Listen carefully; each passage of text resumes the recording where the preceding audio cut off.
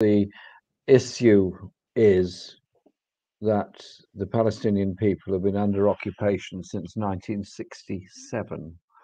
That was the year I left secondary school. The whole of my life, since becoming an adult, so to speak, the Palestinian people have been under occupation. And that is fundamentally what the issue is. Now, I don't want anybody killed. I don't want any bombs. I don't want any rockets. I want peace.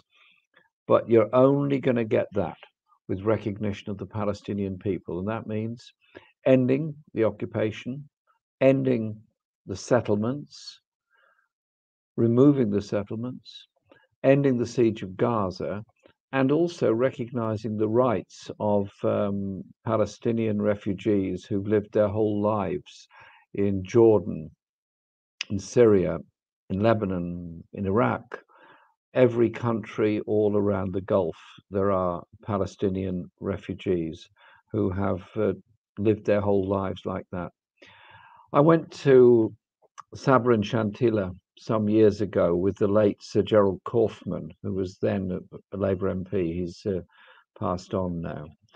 And he was a Jewish man, was actually, for much of his life, very pro-Israel. And he was more and more disgusted at the treatment by the Israeli forces of Palestinian people. And we went to the refugee camps in Lebanon together.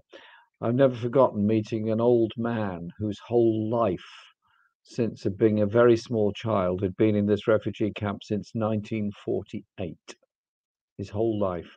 And he had this dream that one day he'd be able to return to the village he was expelled from in 1948. And so there is a big human story here, and I think that has to be said. But the events of the past week have been unbelievable and extraordinary. As Mustafa said, there are no rockets being fired from the West Bank. People are being killed on the West Bank.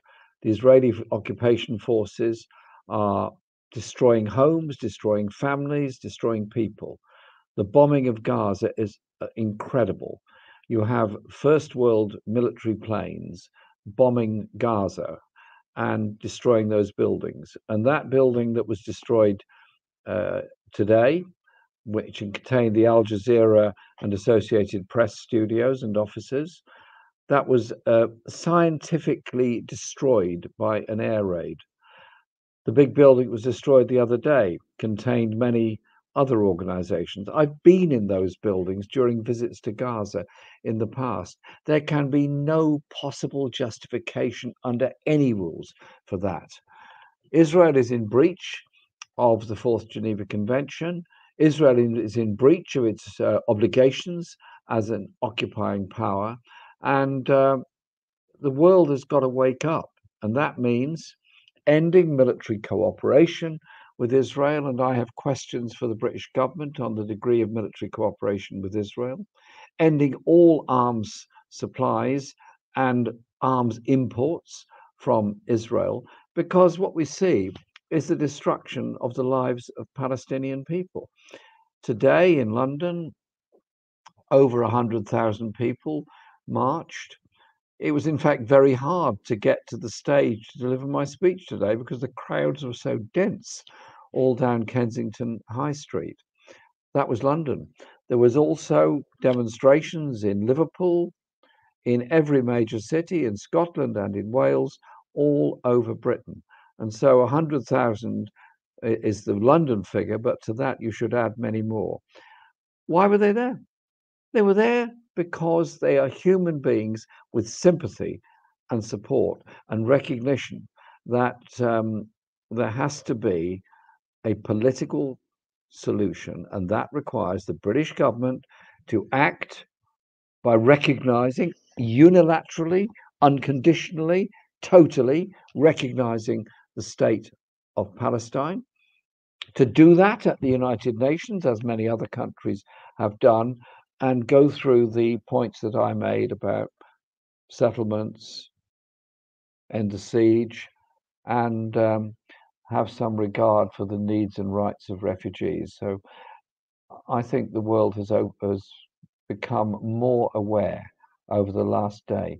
Now, I'll finish on this point because obviously you need to bring in Andrew and others. But the decision to destroy a building containing the offices of two major media organizations, Al Jazeera and Associated Press, that is an attack on those that report what is going on in Gaza. Now, I've been to Gaza on a number of occasions, and I've met people, I've met young people, I've met children, I've visited schools, I've been in lots of places in Gaza. And it's the most educated place in the world. I think 2/3 of the population have university degrees. Unemployment is even higher at 70%. It's very strange being in this educated enclave, living under permanent fear, insufficiency of water, insufficiency of electricity, insufficiency of medical care, lack of COVID vaccines, etc., etc., etc. And then when the power is off, the building you're in Gaza, you can look, if you're in Gaza City, to the north, and you see the bright lights of Ashkelon. You look to the east, you see the lights of various villages and so on in Israel. It's like putting a whole people under prison. It's got to end. I've done many debates, calls, meetings, and so on with a lot of people in Israel. A lot of people are in left organizations, in human rights groups, and others in Israel who would agree with every word I've said today. They are appalled. They want to be able to live in that region in peace with full recognition of the Palestinian people. That fundamentally is what it's about. And the British government better wake up to what public opinion is now in this country.